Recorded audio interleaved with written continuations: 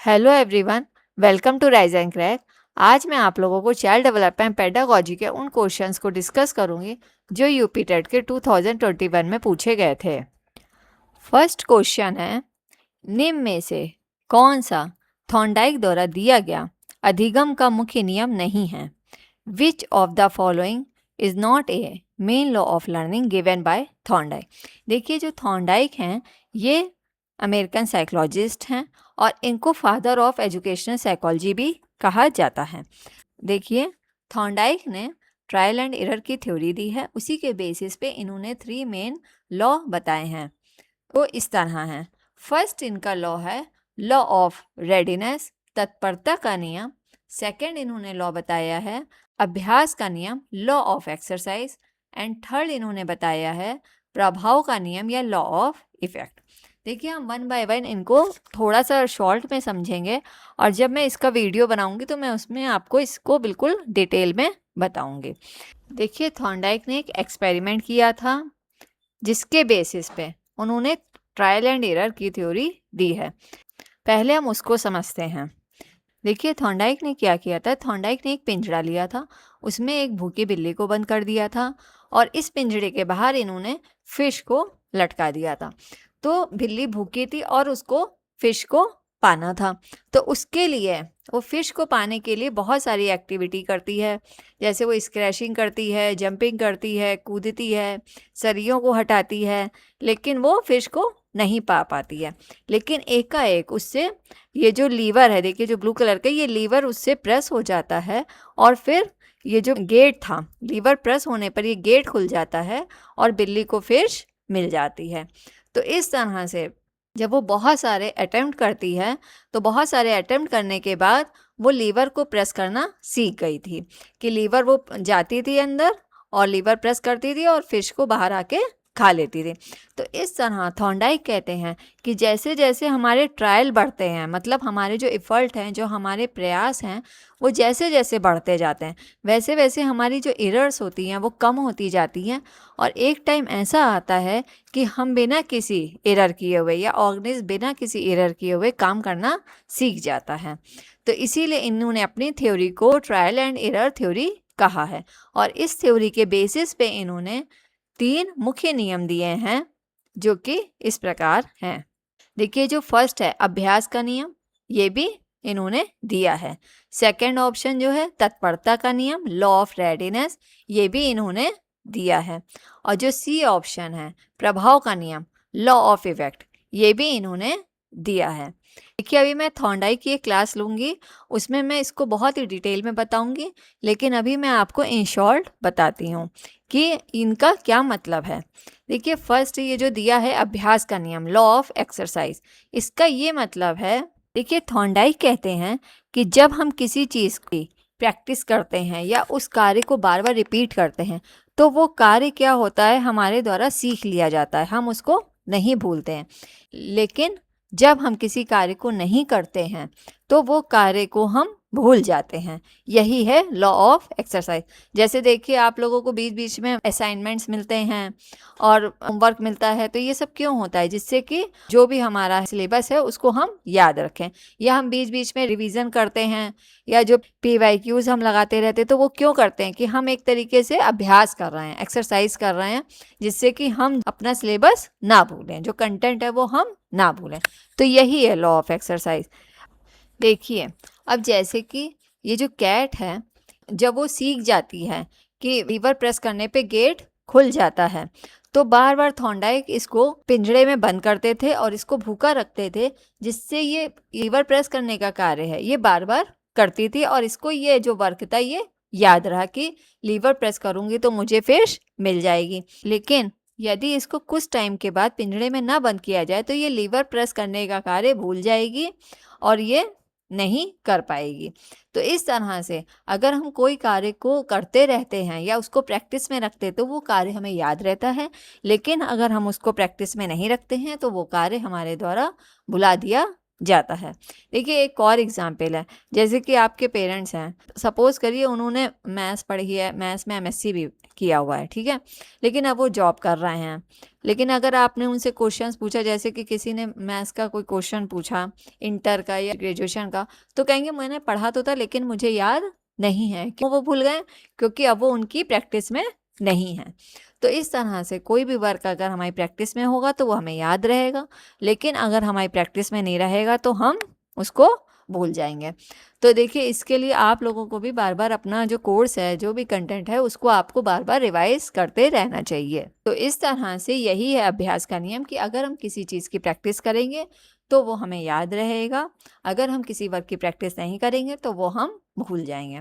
अब देखिए इसमें इन्होंने सेकंड जो दिया है तत्परता का नियम, लॉ ऑफ रेडीनेस। तो ये लॉ ऑफ रेडीनेस क्या है? देखिए लॉ ऑफ रेडीनेस है कि जब किसी कार्य को करने के लिए हम मेंटली और फिजिकली रेडी होंगे तो वो कार्य हम सीख जाएंगे, और अगर किसी कार्य को करने के लिए हम फिजिकली और मेंटली नहीं रेडी होंगे तो वो कार्य हम नहीं सीखेंगे। देखिए अब जैसे कि ये जो बिल्ली है ये भूखी थी, तो भूखी थी और इसने देखा कि बाहर फिश की हुई है, बाहर फिश है, तो ये फिश को पाने के लिए बहुत ज़्यादा एफर्ट करती है। कभी वो उचक रही है, कूद रही है, कभी स्क्रैच कर रही है, कभी अपने जबड़ों से पिंजरे को खोलने की कोशिश कर रही है। तो क्यों कर रही? क्योंकि वो भूखी है। तो इसीलिए वो इतने सारे एफर्ट करने के लिए रेडी हुई और उसने लीवर को प्रेस करना सीख लिया।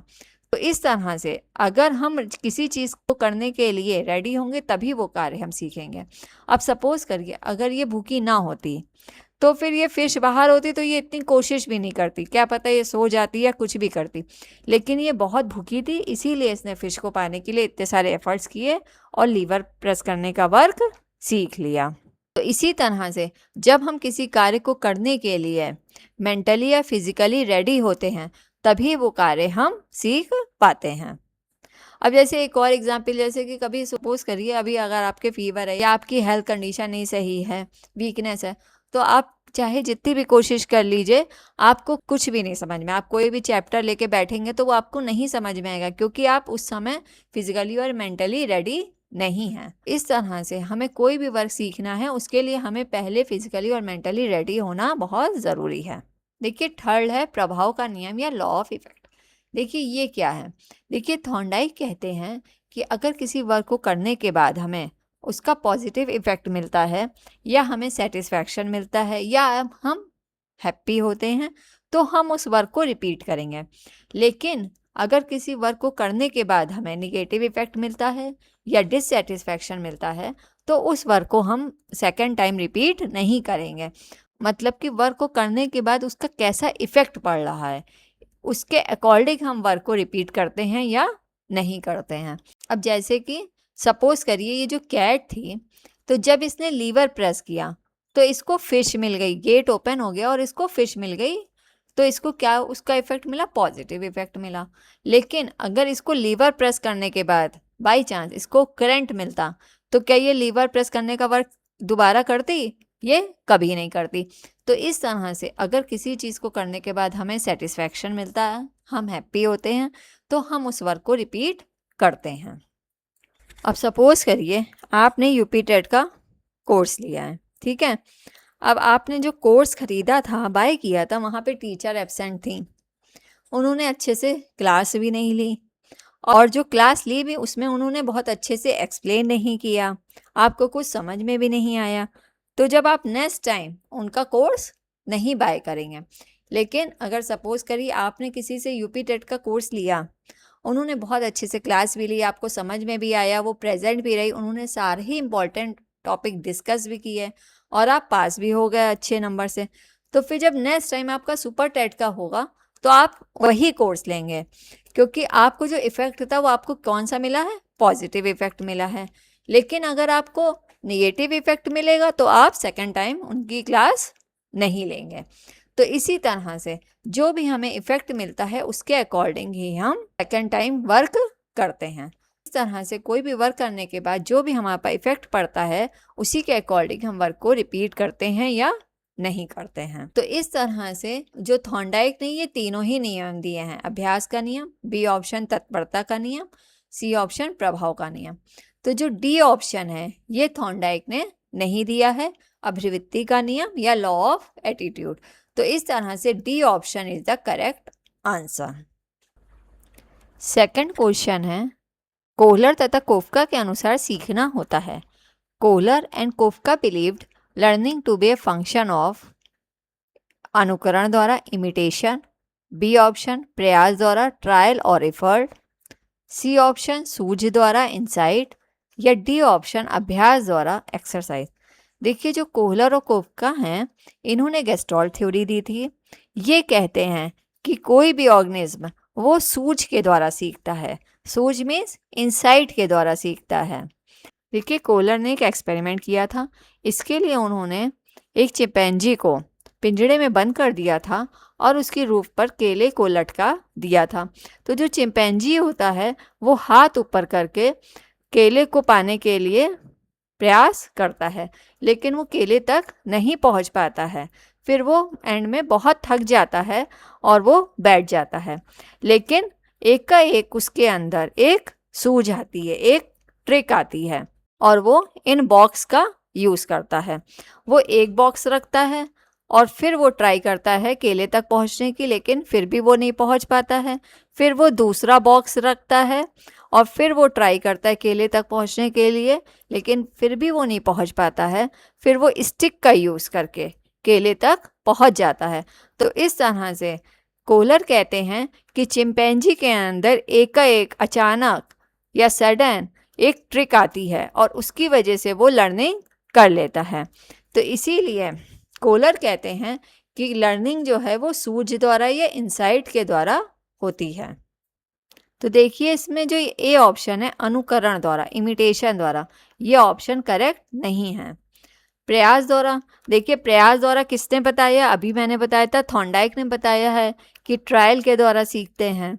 तो ये भी ऑप्शन करेक्ट नहीं है। सी ऑप्शन है सूझ द्वारा, तो ये ऑप्शन बिल्कुल करेक्ट है। कोहलर कहते हैं कि कोई भी ऑर्गेनिज्म इंसाइट द्वारा या सूझ के द्वारा सीखता है। तो C option is the correct answer. देखिए थर्ड क्वेश्चन है, सामाजिक निर्माणवाद के जनक कौन थे? Who was the father of social constructivism? A option Novak, B option Vygotsky, C option पियाजे, डी ऑप्शन ग्लास फेल्ड। तो देखिए जो सोशल कंस्ट्रक्टिविज्म है इसके जनक वाइगोस्की हैं।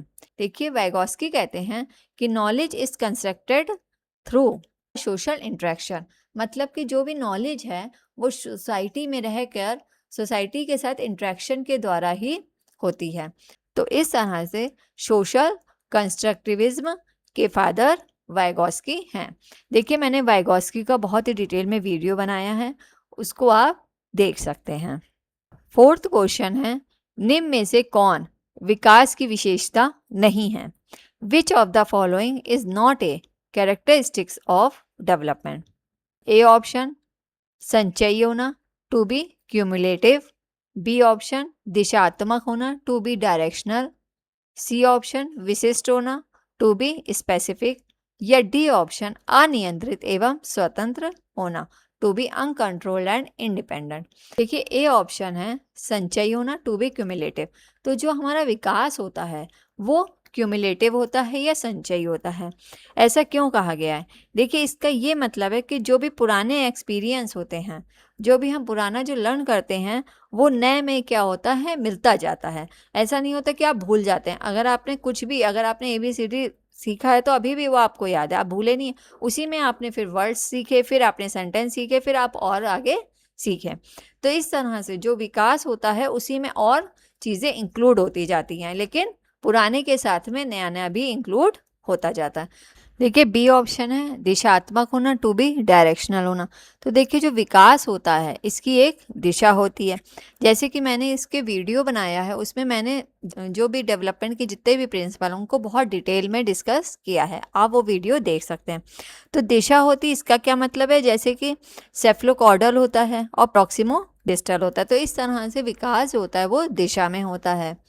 विशिष्ट होना, विकास की ये भी एक विशेषता है कि विकास क्या होता है, विशिष्ट होता है। जो डी ऑप्शन है अनियंत्रित एवं स्वतंत्र होना, to be uncontrolled and independent, तो ये विकास की विशेषता नहीं है। देखिए, ये अनकंट्रोल नहीं हो सकता है। अब जैसे कि किसी की हाइट है, वो ज़्यादा से ज़्यादा मैक्सिमम 6.5 फीट चली जाएगी, उससे 1-2 इंच और ऊपर चले जाएगी। ऐसा तो नहीं कि किसी की हाइट 10 फीट चली जाएगी। तो इस तरह जो विकास है, जो डेवलपमेंट है, वो अनियंत्रित नहीं है, वो कंट्रोल्ड है। उसकी भी एक सीमा है। तो इस तरह से जो डी ऑप्शन है, अनियंत्रित एवं स्वतंत्र होना, to be uncontrolled and independent, ये विकास की विशेषता नहीं है। तो D option is the correct answer. Fifth question है, हेरिडिटरी जीनियस पुस्तक के लेखक हैं। Author of the book hereditary genius is. देखिए, ये क्वेश्चन बहुत इंपॉर्टेंट है। लास्ट टाइम जो मैंने 2022 का प्रीवियस ईयर का, उसमें भी ये क्वेश्चन आया था। तो इसको आप लर्न कर लीजिए कि जो हेरिडिटरी जीनियस है, ये गाल्टन ने दिया है। तो B option is the correct answer. देखो, हेरिडिटरी जीनियस किसने दी है? गाल्टन ने दिया। मतलब ऐसे याद करिए कि गाल्टन कौन है? जीनियस है, इसलिए उन्होंने हेरिडिटरी जीनियस बुक दी है। इस तरह से B option is the correct answer. Six question है, संज्ञानात्मक संप्राप्ति का न्यूनतम स्तर है। Lowest level of cognitive achievement is. A option बोध, अंडरस्टैंडिंग, बी ऑप्शन ज्ञान, नॉलेज, सी ऑप्शन अनुप्रयोग, एप्लीकेशन, या डी ऑप्शन इवैल्यूएशन, मूल्यांकन। देखिए, ये जो संज्ञानात्मक अचीवमेंट है, तो ये ब्लूम ने दिया है। ब्लूम ने कॉग्निटिव अचीवमेंट, इसके जो लेवल्स हैं दिए थे। जब मैं ब्लूम का वीडियो बनाऊंगी, उसमें मैं पूरा डिटेल में एक्सप्लेन करूंगी। अभी मैं आपको इन शॉर्ट बताती हूँ। देखिए, ब्लूम ने 1956 में जो एजुकेशनल गोल्स थे या जो ऑब्जेक्टिव्स थे, उनको कैरेक्टराइज किया था और ये बताया था कि एक लर्नर के पास लर्न करने के 3 डोमेन्स होते हैं: कॉग्निटिव डोमेन, अफेक्टिव डोमेन और साइकोमोटर डोमेन। इन तीनों डोमेन की वजह से इसको हम शॉर्ट में या ट्रिक में ब्लूम की कैप भी कहते हैं। मतलब ब्लूम की cap, C for cognitive, A for affective and P for psychomotor. तो देखिए, जो कॉग्निटिव डोमेन होता है, उसमें जो लर्नर होता है, वो कॉग्निटिव के आधार पर या अपनी इंटेलिजेंस के आधार पर चीज़ों को लर्न करता है। तो जो कॉग्निटिव डोमेन है, उससे बहुत ज़्यादा क्वेश्चन पूछे जाते हैं।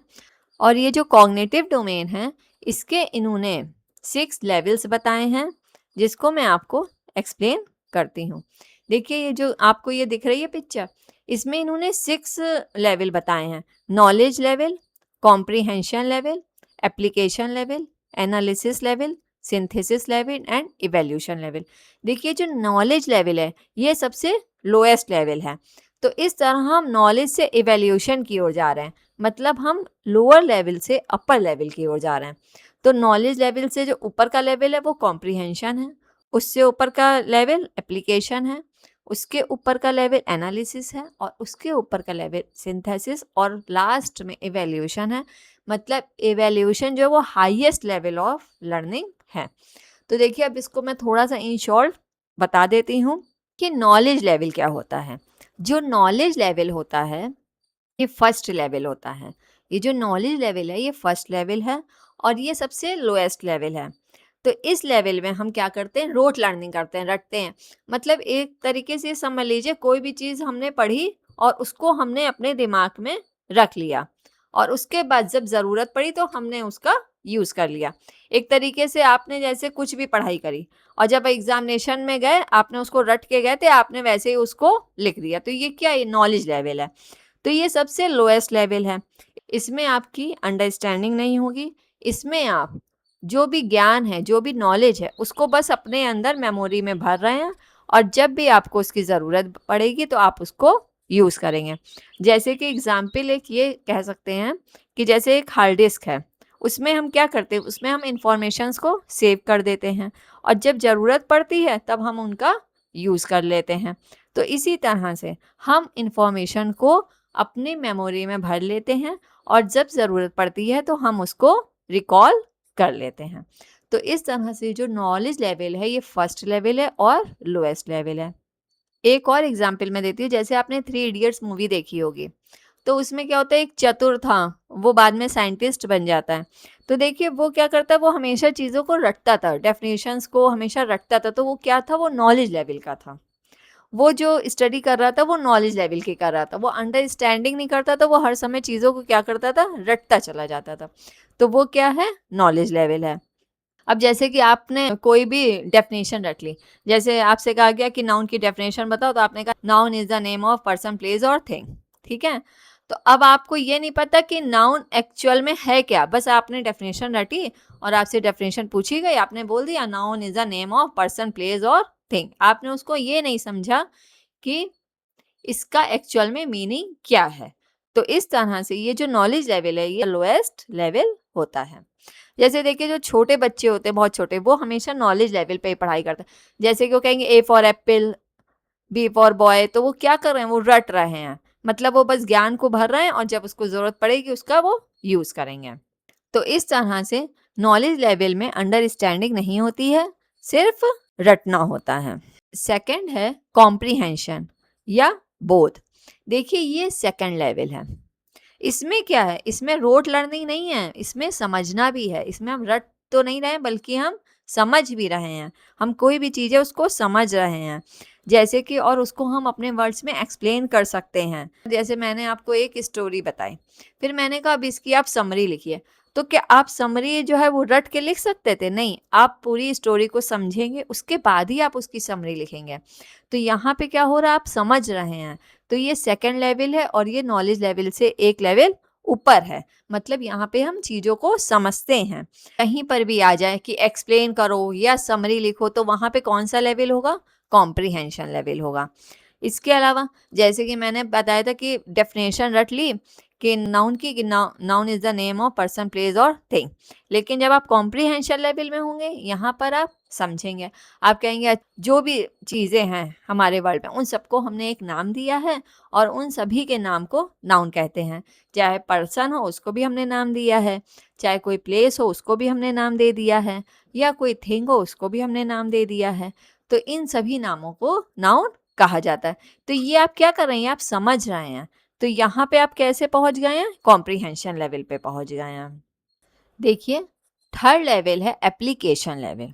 देखिए, जैसे इसके नाम ही से पता चला, एप्लीकेशन, अप्लाई करना, मतलब यूज़ करना। तो जब कोई भी नॉलेज या कोई भी इंफॉर्मेशन को हम किसी न्यू सिचुएशन में या रियल लाइफ सिचुएशन में यूज़ करते हैं या अप्लाई करते हैं, तो दैट मीन्स हम एप्लीकेशन लेवल पर हैं। तो जैसे देखिए, मैंने आपको बताया था कि नाउन की पहले आपने डेफिनेशन पढ़ी नॉलेज लेवल पे, फिर उसके बाद आपने समझा कि नाउन क्या है। किसी भी चीज़ के नाम को हम नाउन कहते हैं, चाहे वो पर्सन हो, प्लेस हो या थिंग हो। उसके बाद जैसे मैंने ये एक सेंटेंस दिया, Ram is a boy, he lives in Mumbai. अब मैंने कहा अंडरलाइन करो वेयर इज नाउन। तो अब आप क्या कर रहे हैं, जो आपने नाउन सीखा था उसको आप नई सिचुएशन में क्या कर रहे हैं, यूज कर रहे हैं उस नॉलेज को। तो ये क्या होगा, एप्लीकेशन लेवल होगा। अब जैसे कि आपने अंडरलाइन किया कि राम क्या है, नाउन है, तो ये क्या हो गया, एप्लीकेशन लेवल हो गया। मुंबई भी क्या है, नाउन है। तो इस तरह से जो भी आपने सीखा था ज्ञान, उसको आपने नई सिचुएशन में जब अप्लाई किया, यूज किया, तो ये क्या होता है, एप्लीकेशन लेवल होता है। देखिए, इसीलिए आप लोगों से एक्सरसाइजेस कराई जाती हैं, जिससे कि आप नई नई सिचुएशन में जो भी आपको नॉलेज मिली है उसको आप यूज कर पाएं। देखिए, फोर्थ है एनालिसिस, मतलब कि विश्लेषण। तो देखिए, ये फोर्थ लेवल है। तो इसमें क्या होता है, इसमें हम जो चीज़ों को अलग अलग भागों में तोड़कर समझते हैं। जैसे कि एनालिसिस जहाँ भी आएगा, विश्लेषण आएगा, वहाँ पे आप हमेशा एक कीवर्ड याद रखिए, तोड़ना। मतलब चीज़ की हम एनालिसिस कर रहे हैं, उसको कई भागों में तोड़कर और फिर समझ रहे हैं। जैसे कि सपोज करिए आप PYQs लगा रहे हैं, मैं आपको यूपी टेट के PYQs की प्रैक्टिस करा रही हूँ और आप ये लगा रहे हैं। अब आप इसकी क्या करेंगे, आप इसकी एनालिसिस करेंगे। अब आप एनालिसिस में क्या कहेंगे, आप ये देखेंगे कि किस टॉपिक से कितने क्वेश्चंस आ रहे हैं, तो कौन सा टॉपिक इम्पोर्टेंट है। जैसे कि आपने देखा था कि गाल्टन वाला टॉपिक जो है वो 2022 में पूछा गया, 21 में भी, तो ये मतलब क्वेश्चन इंपॉर्टेंट है। तो इस तरह से क्या कर रहे हैं, आप एनालिसिस कर रहे हैं। प्याजे के क्वेश्चन 3-4 पूछे जाते हैं, वाइगॉस्की से भी पूछे जाते हैं, तो ये सब भी इंपॉर्टेंट है। तो आप क्या कर रहे हैं, जो PYQ है उसको तोड़कर उसकी एनालिसिस कर रहे हैं कि कौन सा क्वेश्चन इंपॉर्टेंट है, कौन से टॉपिक से क्वेश्चन नहीं पूछे जाते हैं या किस टॉपिक से कितने क्वेश्चन पूछे जाते हैं। तो इस तरह से आपको किस टॉपिक को प्रिपेयर करने में कितना टाइम देना है, तो ये सब आप क्या कर रहे हैं, एक तरीके से एनालिसिस कर रहे हैं, विश्लेषण कर रहे हैं। तो इस तरह से जो एनालिसिस होता है वो किसी भी चीज़ को अलग अलग भागों में तोड़कर जो समझना होता है वही क्या होता है, एनालिसिस होता है। देखिए जो एनालिसिस है इसके बाद क्या है, फिफ्थ लेवल सिंथेसिस। तो हमेशा ये याद रखिए कि जो एनालिसिस है उसका उल्टा क्या होगा, उसका रिवर्स क्या होगा, सिंथेसिस होगा। ठीक है, एनालिसिस में आपने क्या किया था, तोड़ा था। सिंथेसिस में आप क्या करेंगे, जोड़ेंगे। अब सिंथेसिस क्या है, फिफ्थ लेवल है। इसमें क्या होता है कि जैसे कि आपने देखा होगा कि जैसे मॉडल्स बनाने रहते हैं, वेस्ट मटेरियल से या किसी भी चीज़ से मॉडल बनाने होते हैं। तो अगर हम कोई चीज़ का मॉडल बना दें, मतलब कई सारी चीज़ों को जोड़कर कुछ नया बना दें, तो वो क्या है, सिंथेसिस है। तो इस तरह से बहुत सारी चीज़ों को जोड़कर या अलग अलग चीज़ों में से अपनी मतलब की चीज़ें निकाल कर और उनको जोड़कर कोई नई चीज़ बनाना ही क्या होता है, सिंथेसिस होता है। जैसे एक और एग्जांपल, जैसे कि आपने 3 इडियट्स में देखा होगा मूवी में, एक स्टूडेंट होता है वो सुसाइड कर लेता है क्योंकि उसका जो मॉडल था वो वर्क नहीं कर रहा था। लेकिन बाद में जब वो सुसाइड कर लेता है तो उसका मॉडल वर्क करने लगता है। तो वो क्या था, वो किस लेवल पे था, वो सिंथेसिस लेवल पे था। उसने कई सारी चीज़ों को जोड़कर एक मॉडल बनाया था। अब देखिए जो 6 लेवल है, इवैल्यूएशन, ये सबसे लास्ट का और सबसे हाईएस्ट लेवल है। ये लर्निंग का सबसे हाईएस्ट लेवल है, इवैल्यूएशन। देखिए जो 6 लेवल है, इवैल्यूएशन, इस लेवल में हम जो है किसी काम में क्या सही है क्या गलत है, तो इस तरह से हम चीज़ों को इवैल्यूएट करते हैं। मतलब कि जब हमारे अंदर सही गलत की समझ आ जाती है तो हम इवैल्यूएशन लेवल पर पहुंच जाते हैं। तो इस तरह से इवैल्यूएशन में हम सही गलत को इवैल्यूएट कर पाते हैं। यही क्या है, इवैल्यूएशन लेवल या मूल्यांकन स्तर है। तो इस तरह से देखिए आप ये ज़रूर से लर्न कर लीजिए क्योंकि ब्लूम की टैक्सोनॉमी बहुत इंपॉर्टेंट है और इससे बहुत ज़्यादा क्वेश्चन पूछे जा रहे हैं। तो आप ये इसको सीरीज से याद कर लीजिए कि जो फर्स्ट लेवल है वो नॉलेज है, सेकंड कॉम्प्रीहेंशन है, थर्ड एप्लीकेशन है, फिर एनालिसिस है, देन सिंथेसिस एंड लास्ट में इवैल्यूएशन। देखिए इसकी आपको एक ट्रिक भी मैं बता सकती हूँ। देखिए सबसे पहले हमें ज्ञान मिलता है, ऐसे याद कर सकते हैं। सबसे पहले हमें ज्ञान मिला, हमें नॉलेज मिली, उस नॉलेज को हमने समझा, फिर उसको हमने अप्लाई किया। सबसे पहले हमें नॉलेज मिली, उसको हमने समझा, फिर उसको हमने अप्लाई किया और अप्लाई करने के बाद हमने एनालिसिस किया और तोड़ा था तो हम उसको जोड़ेंगे भी।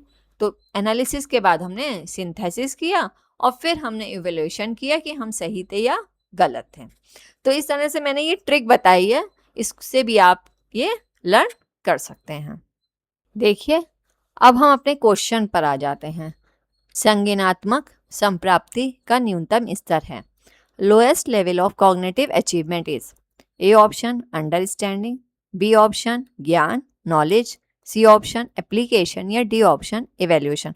तो देखिए इसमें लोएस्ट लेवल पूछा जा रहा है। तो देखिए फिर से स्लाइड की ओर जाते हैं। देखिए इसमें लोएस्ट लेवल क्या था, नॉलेज था। तो नॉलेज ही क्या होगा, करेक्ट आंसर होगा। तो इस तरह से जो लोएस्ट लेवल है वो क्या होगा, नॉलेज होगा। तो B option is the correct answer. 7 question है, सूप शिक्षण का अंतिम सोपान है। The last step of micro teaching is A option feedback प्रतिपुष्टि, बी ऑप्शन पुनः योजना रीप्लानिंग, सी ऑप्शन पुनः प्रतिपुष्टि रीफीडबैक या डी ऑप्शन पुनः शिक्षण रीटीचिंग। तो देखिए ये माइक्रो टीचिंग या सुशिक्षण होता क्या है, पहले इसको समझते हैं। देखिए आपको स्लाइड दिख रही है। तो जो ये माइक्रो टीचिंग होती है ये क्या होती है या सुशिक्षण क्या होता है। माइक्रो मीन्स क्या होता है, माइक्रो मीन्स होता है बहुत छोटा, बहुत ही स्मॉल। तो माइक्रो टीचिंग में बहुत ही कम टाइम में और बहुत ही कम लोगों को, 8 या 10 लोगों को पढ़ाया जाता है। तो ये क्यों यूज़ की जाती है, देखिए जब हम बीएड या एमएड करते हैं तो हमें टीचिंग जो स्किल्स होती हैं उनको डेवलप करना होता है। तो उन टीचिंग स्किल्स को डेवलप करने के लिए कोई भी टॉपिक ले लिया जाता है और उस टॉपिक को 20 मिनट्स तक पढ़ाया जाता है। तो इस तरह से बहुत ही लेस टाइम में और लेस पीपल जो होते हैं, मतलब 8 या 10 लोग होते हैं, उनको पढ़ाया जाता है, वही माइक्रो टीचिंग होती है। और ये माइक्रो टीचिंग तब तक चलती रहती है जब तक जो हमें जो पर्टिकुलर स्किल थी वो डेवलप नहीं हो जाती है। तो इस तरह से जो माइक्रो टीचिंग होती है इसके कई सारे स्टेप हैं। देखिए, जो फर्स्ट स्टेप है ये प्लानिंग है। आप ये समझ लीजिए, फर्स्ट स्टेप है तो सबसे पहले हम क्या करते हैं, प्लानिंग करते हैं। तो क्या प्लानिंग करते हैं, लेसन प्लान बनाते हैं। तो लेसन प्लानिंग करते हैं। उसके बाद जो हम लेसन प्लान बनाते हैं उसको हम क्या करते हैं, टीच करते हैं, पढ़ाते हैं। जब हम उसको पढ़ाते हैं 6 मिनट्स, सिर्फ हम किस में बनाएंगे, 6 मिनट लेंगे पढ़ाने में। उसके बाद हमें फीडबैक मिलता है। जैसे टीचर हो सकते हैं, स्टूडेंट हो सकते हैं, वो हमें फीडबैक देंगे। जब हमें फीडबैक मिला तो जो भी हमारे अंदर कमियां थी या जो भी हमने गलती की थी उसके अकॉर्डिंग फिर से हम रीप्लान बनाते हैं। रीप्लान मतलब फिर से हम प्लान बना रहे हैं। जब हम फिर से प्लान बना रहे हैं तो फिर से हम उसको पढ़ाएंगे। जब फिर से पढ़ाएंगे फिर से हमें फीडबैक मिलता है। तो इस तरह से माइक्रो टीचिंग के कई सारे स्टेप होते हैं। फर्स्ट है प्लान, टीच, थर्ड है फीडबैक, फोर्थ है रीप्लान, रीटीच एंड फीडबैक। तो इस तरह से ये सर्किल चलता रहता है। तो इसी को माइक्रो टीचिंग कहते हैं। अब हम अपना क्वेश्चन पढ़ते हैं। The last step of micro teaching is, मतलब जो माइक्रो टीचिंग है इसका लास्ट स्टेप कौन सा है। देखिए, फिर से स्लाइड पे जाते हैं। देखिए, स्लाइड में कौन सा आता है, सबसे पहले हमने प्लान बनाया था, फिर टीच किया था, फिर फीडबैक मिला था, फिर रीप्लान बनाया था, फिर रीटीच किया था। तो जो लास्ट स्टेप था ये क्या था, फीडबैक। मतलब हमें फिर से जो हमें फीडबैक मिलता है या प्रतिपुष्टि मिलती है वही लास्ट स्टेप होता है। तो यहाँ पर ए ऑप्शन फीडबैक ये तो गलत है, बी ऑप्शन रीप्लानिंग ये भी करेक्ट नहीं है, सी ऑप्शन फीडबैक तो यही ऑप्शन करेक्ट है क्योंकि यही लास्ट स्टेप है। माइक्रो टीचिंग का लास्ट स्टेप क्या है, पुनः प्रतिपुष्टि या फीडबैक। देखिए, 8 क्वेश्चन है। गिलफर्ड के अनुसार अब सारी चिंतन में आवश्यक है। According to Guilford, divergent thinking requires A option श्रेणीकरण, कैटेगराइजेशन, बी ऑप्शन विचार प्रवाह, fluency of ideas, C option अंक गणितीय तर्क, अर्थमेटिकल रीजनिंग, या डी ऑप्शन एक समाधान, वन सॉल्यूशन। देखिए, सबसे पहले हम समझते हैं कि डाइवर्जेंट थिंकिंग होती क्या है। देखिए, 2 तरीके से थिंकिंग होती है, कन्वर्जेंट थिंकिंग और डाइवर्जेंट थिंकिंग। कन्वर्जेंट थिंकिंग में जो भी हमें इंफॉर्मेशन मिली होती है उसी के अकॉर्डिंग हम थिंक करते हैं। लेकिन जो डाइवर्जेंट थिंकिंग होती है, अब सारी चिंतन, इसमें कुछ हट कर सोचना ही क्या होता है, अब सारी चिंतन होता है। मतलब जो हमें तथ्य मिले उनको लेकर नहीं हम सोच रहे हैं, बल्कि हम और ज़्यादा हमारे अंदर थॉट्स आ रहे हैं और उसके अकॉर्डिंग हम क्या कर रहे हैं, सोल्यूशन कर रहे हैं। तो वो क्या है, डाइवर्जेंट थिंकिंग है। तो इसमें क्या होता है, मतलब जो डाइवर्जेंट थिंकिंग होती है ये एक बिंदु पे केंद्रित नहीं होती है, ये किसी एक तथ्य मिले या इन्फॉर्मेशन उस पर केंद्रित नहीं है, बल्कि जो पूरी जो प्रॉब्लम है उसको हम देखेंगे, उसको ऑब्जर्व करेंगे, फिर हमारे अंदर बहुत सारे आइडियाज आएंगे, उसके अकॉर्डिंग हम क्या करते हैं, सोल्यूशन करते हैं। तो यही क्या है, डाइवर्जेंट थिंकिंग है। जैसे कि मैं आपको एक एग्जाम्पल बताती हूँ। जैसे हम लोग डस्टर से क्या करते हैं, मिटाने के लिए यूज़ करते हैं, कुछ भी लिखा हो। लेकिन अगर कोई कहे कि डस्टर्स को किसी को मार देंगे तो ये क्या है, एक तरह से ये डाइवर्जेंट थिंकिंग, मतलब कुछ अलग सोचना। तो जो कुछ अलग सोच पाना ही क्या होता है, डाइवर्जेंट थिंकिंग होती है। तो देखिए, जब हम अलग तभी सोचेंगे जब हमारे अंदर बहुत सारे थॉट्स आएंगे या बहुत सारे आइडियाज़ आएंगे। तो इस तरह से जो बी ऑप्शन है, विचार प्रवाह, fluency of ideas, this is the correct answer.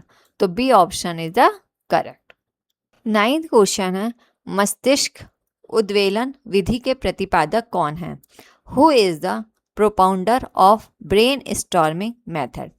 देखिए, ये जो ब्रेन स्टॉर्मिंग मेथड है ये क्या है, इसका ये मतलब होता है कि जैसे कोई भी हमें प्रॉब्लम दे दी जाती है, हमें कोई भी सडन प्रॉब्लम दे दी जाती है और फिर हमें उससे कहते हैं कि इसका सलूशन बताइए। तो क्या होता है, जब हमें प्रॉब्लम दी जाती है तो हम उसके बहुत सारे सलूशंस निकालते हैं। जैसे कि हम ग्रुप में हैं तो सभी अपने अपने सलूशंस निकालेंगे, फिर हम चेक करते हैं कि कौन सा सॉल्यूशन से वो प्रॉब्लम सॉल्व होएगी।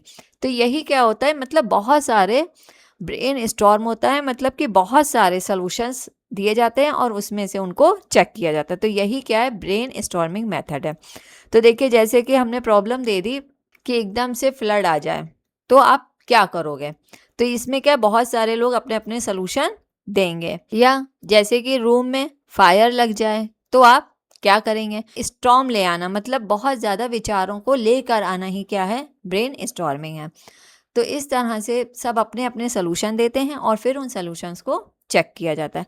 तो यही क्या है, ब्रेन स्टॉर्मिंग मेथड है। तो देखिए, जो ब्रेन स्टॉर्मिंग मेथड था, इसके प्रोपाउंडर ऑसबर्न थे। तो B option is the correct answer. देखिए, इसकी एक ट्रिक मैं बताती हूँ। जैसे ऑसबॉर्न है, तो देखिए यहाँ क्या लिखा है, ऑसबॉर्न, तो लास्ट में बॉर्न आ रहा है और यहाँ पे क्या आ रहा है, ब्रेन आ रहा है। तो आप ऐसे याद कर सकते हैं कि हम सभी ब्रेन के साथ बॉर्न होते हैं। हम सभी क्या करते हैं, ब्रेन के साथ बॉर्न होते हैं। तो मतलब ब्रेन स्टॉर्मिंग मेथड किसने दिया है, ऑसबॉर्न ने दिया है। देखिए, इसमें कोई लॉजिक नहीं है। ब्रेन स्टॉर्मिंग है तो ऑसबॉर्न, मतलब कि बॉर्न, हम ब्रेन के साथ बॉर्न होते हैं, तो ये कोई लॉजिक है? ये मैं सिर्फ एक ट्रिक बता रही हूँ, जिससे कि जब आप एग्जामिनेशन सेंटर में जाएं तो आपको याद रहे। तो इस तरह से ब्रेन स्टॉर्मिंग होता है कि किसी प्रॉब्लम को सॉल्व करते समय अपने विचारों को व्यक्त करना और ब्रेन में स्टॉर्म आ जाना, हलचल आ जाना या तूफान आ जाना, और ज़्यादा से ज़्यादा विचार प्रकट करना ही क्या है, ब्रेन स्टॉर्मिंग होता है। 10th क्वेश्चन है, प्रासंगिक अंतर्बोध परीक्षण से कौन संबंधित है? Who is associated with thematic apperception test? देखिए, ये क्या होता है थीमेटिक अपरसेप्शन टेस्ट, इसको टैट भी बोलते हैं। इसको शॉर्ट में TAT, जैसे यहाँ से T ले लिया, A ले लिया, यहाँ से T, तो इसको टैट टेस्ट भी बोलते हैं। ये किसने दिया था? तो ये जो था, मॉर्गन एंड मुर्रे ने दिया था। तो देखिए, जो A ऑप्शन है, CD मॉर्गन, ये इन्होंने भी दिया था। B ऑप्शन है, HA मुर्रे, ये इन्होंने भी दिया था। तो इस तरह से A और B दोनों ही ऑप्शन करेक्ट हैं। तो C option is the correct answer. देखिए, जो टैट टेस्ट है, इसमें क्या होता है? देखिए, जो टैट टेस्ट होता है, इसमें टोटल 20 कार्ड्स होते हैं। उसमें 19 कार्ड्स में पिक्चर्स बनी होती है और एक कार्ड ब्लैंक होता है। तो जो 19 कार्ड्स होते हैं, वो एक एक करके दिखाए जाते हैं और फिर उनसे कहा जाता है कि आपको ये जो कार्ड में जो भी आपको शो हो रहा था, उसके बेसिस पे आपको स्टोरी राइट करनी है। और वो स्टोरी आपको कहाँ लिखनी है, ब्लैंक कार्ड पे लिखनी है। तो जब वो स्टोरी लिखते हैं, तो उनकी जो स्टोरी होती है, उससे हम उनकी पर्सनालिटी का पता लगाते हैं, क्योंकि वो स्टोरी को देख कर हम उनकी जो भी, जैसे दमित इच्छा है या उनका कोई डिसअपॉइंटमेंट है या उनकी जो फीलिंग है या अगर उनके अंदर कोई डर है, उसका पता लगाया जाता है। तो इस तरह से कार्ड्स के थ्रू हम जो है किसी की भी पर्सनालिटी को चेक करते हैं। तो ये जो टेस्ट था टैट, ये मॉर्गन एंड मुर्रे ने दिया था। तो इस तरह से C option is the correct answer. Thank you for watching. अगर आपको मेरी वीडियो पसंद आई हो तो प्लीज़ लाइक एंड शेयर करिए। ऐसी और टीचिंग वीडियो देखने के लिए सब्सक्राइब करिए राइज एंड क्रैक। अगर आपको कोई डाउट हो या आप किसी टॉपिक पे वीडियो चाहते हैं तो प्लीज़ कमेंट करिए। नेक्स्ट वीडियो में मिलते हैं।